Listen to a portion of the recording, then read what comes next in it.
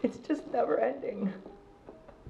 This is the life of a pet parent. Anyway, what's up you guys? Welcome back to another installment of Random Rob. Today I'm gonna have to do a little bit of a chore. I'm gonna need to go down into the garage and I'm gonna need to start our cars for a little bit and leave them running. Now down there, unfortunately, I get absolutely no internet signal, so I figured I should go ahead and record a video. And today's topic is being successfully single.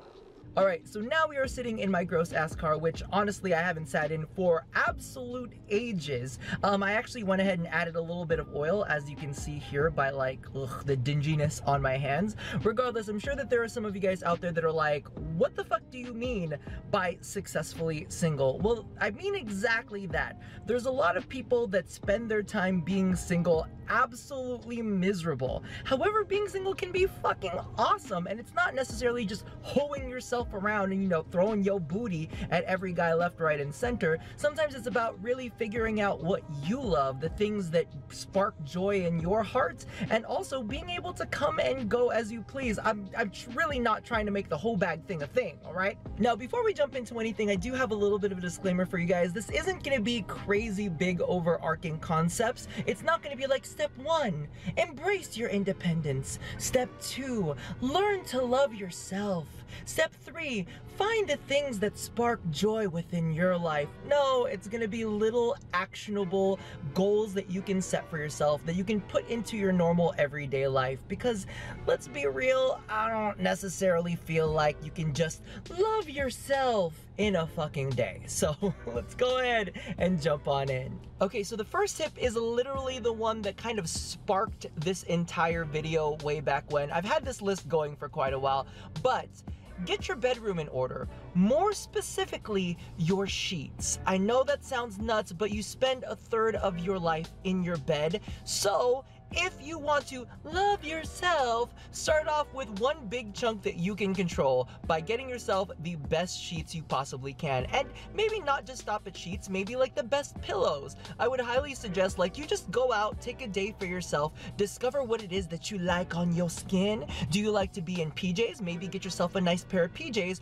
Or like me, I have this amazing, like it's kind of like a polar fleecy blanket thing, and it's just like when you just feel like getting naked and slipping into some sheets, that thing just like wraps your body and it's so soft and gentle, but it keeps you at that perfect warmth level where it's like you're giving yourself a big freaking hug. And ever since I found out that like polar fleece was my thing to have in bed, then I've just completely and utterly embraced that. I've got like a big purple blanket, I've got like even like freaking Snuggies. If you guys have seen me on stream, I love the feel of a Snuggie on a body because it is legitimately just so soft and comforting. And listen, if you can be comforted in a big way for a third of your life, why fucking not? In addition, better night's sleep is going to make you feel better in the morning. It's gonna want you to get your day started, and when you end your days, it's something that you can look forward to because you know you're gonna jump in that warm, comfy bed. Now, that is one of the biggest things that I can push forward, but don't forget your pillows. I actually went ahead and double stuffed my pillows. So you know those like cheap IKEA like down pillows? I actually grab like 2 of them, and then I get a pillow cover casing, stuff both of them in there, and then I go ahead and toss that on my bed. It's the perfect amount of cushion for my head. So when I'm in bed, it's like this great, amazing experience for me to just be like, oh, this is the way I like to end my day. Plus, here's a tip.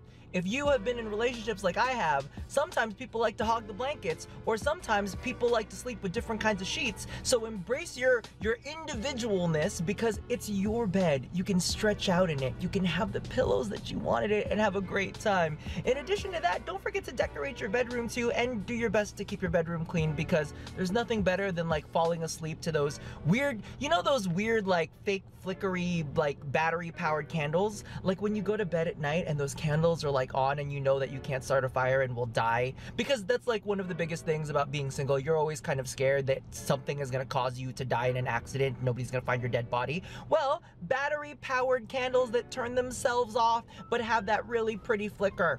See, look at that. That's a third of your life improved in a single tip. Okay, so now we've moved on to Dave's fancy car, which I'm gonna be honest with you, I'm kind of freaked out about because I'm not sure if it's on. He's got one of those start-stop engine buttons, and it's not like making any audible like, hi, I'm a car and I've revved up noises, but if I push the button again, then it turns everything off, so I'm assuming that the car is on. It's an eco car. I don't understand how this works. Regardless, let's go ahead and move on to the next tip, which is, I don't remember. Identify your self-care routine and upgrade it. Now, I know this sounds really like nebulous, like what the fuck are you talking about, a self-care routine? But legitimately, every single one of us does it. We just all do it in very, very different ways. So think about it. If you start off every morning with a cup of coffee, you're taking the time out to make a cup of coffee for yourself, so why not go ahead and upgrade that experience? You know, find some better coffees, go ahead and maybe explore different creamers, maybe buy yourself a really nice mug, but whatever it is that you do for yourself, make it an even better experience. And I know this is gonna sound really, really weird and really, really odd, but when I wake up, first thing in the morning, I go run into the bathroom, slap on some SPF, maybe like a lip gloss, and then I go walk the dog, because that's what's got to get done in the morning. But I do take that time for myself to slap on SPF and go ahead and put on like a lip gloss or a chapstick or whatever it is. So what I did during the holidays, during the Black Friday sales, I went ahead and picked myself up a couple different lip glosses that I wanted to go ahead and try out. Then I watched some lip gloss reviews to see, all right, what's a really, really good one that I should go ahead and grab for myself. So because of that, the fact that that's like a small little self-care routine, you're actually slowly teaching yourself to treat yourself better. And as soon as you start identifying these little things that you do for yourself, maybe like every Tuesday you do a little bit of a Taco Tuesday. How about instead of like staying in and doing Taco Tuesday, why not go ahead and use my newest addiction, Postmates? You know, you guys know that I love that, and a little bit of Uber Eats. Why don't you have them go ahead and bring you some tacos from some places that you want to go ahead and try out in the city, right? It's all about upgrading the little things you already do and making them better. Because here's the thing, you do show yourself self-love. Everybody at some point does it in some way, shape, or form. I'ma say it. If you get yourself some good porn, how about that? Listen, there's nothing better than a little bit of self-love. And so if that's a part of your self-love routine, go ahead and do that. Me personally, I've got like a really, really strong skincare routine. So of course, I'm always exploring what new skincare is out there. If you hit the gym a lot, maybe going ahead and getting yourself like some new gym shorts, like something that makes you look kind of feel kind of nice when you're at the gym, or even just going ahead and upgrading your gym playlist. Maybe you have a playlist that you listen to on the way home from work. Why don't you go ahead and explore a couple new things from that and go ahead and upgrade that? So find all of the things that already bring you joy in your life, the little things that maybe you don't really pay as much attention to, and just bump them up a little bit, because of course that brings attention to the things that you like, but also gives you a little bit more like in-depth to them. You're like, let me take care of myself a little bit better. And I mean, listen, if you're not gonna have anybody else take care of you, you need to go ahead and take care of yourself. And the greatest part about that is kind of like you really discover the things that make you you. And there's nothing wrong with that. So this is officially going to be the elevator ride of shame. I didn't start the car correctly. Apparently there's a couple extra little bits that I had to do. I was just sitting in that car for like however long without it running. Congratulations, Rob. So, editing Rob here. The next clip that you're gonna watch is gonna have some audio issues at the very beginning of it. I'm not 100% sure if maybe I was covering the mic or something and that's why everything got muffled and weird, but I did cut out a good chunk to the beginning of it and just cut it to the part where it made sense. So hold on for a second, the audio will get better, okay? Now, what tends to happen a lot in our lives is we get so caught up with taking care of other people or focusing on things with work, is that we don't really get to pay as much attention to ourselves. So when you focus on one thing to find your favorite in, then you can kind of like distract yourself from the fact that you're completely and utterly alone and really connect more with the things that you like and the things that you dislike. So when I say find your favorites, think about this as, what is your favorite coffee shop in town? Do you have a favorite, or are you just going to the coffee shop that you're going to because it's the one that's closest to your house? Same goes for burger joints. How about movies? Like, do you have a favorite movie in specific genres? Do you have a favorite hair product? How about a favorite bath soap?